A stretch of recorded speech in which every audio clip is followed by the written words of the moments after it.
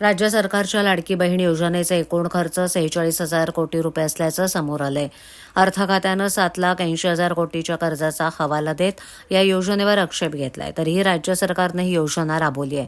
या योजनेवरून शासन आणि प्रशासन यांच्यामध्ये मतभेद निर्माण झालेत.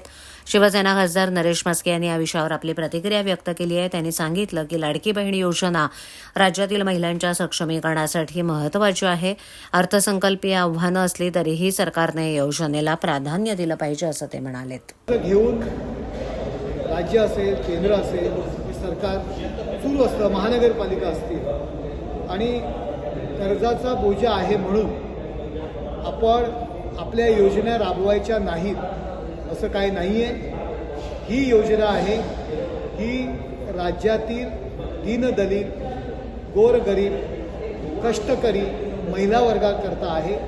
राज्याची जबाबदारी आहे या महिलांना मदत करणं, त्यांचा दिनक्रम चालवण्याकरता सरकारच्या मार्फत थोडाफार हात लावणं आणि अशा पद्धतीकरता आणि याकरिता माननीय मुख्यमंत्री एकनाथ शिंदे साहेब, देवेंद्र फडणवीस साहेब आणि अजितदादा यांनी आणि मंत्रिमंडळ असतील, आमदार असतील यांनी ही योजना जाहीर केलेली आहे. जरी खर्चाचा बोजा असेल तरीसुद्धा ही योजना अंमलबजावणी याची होणार आहे.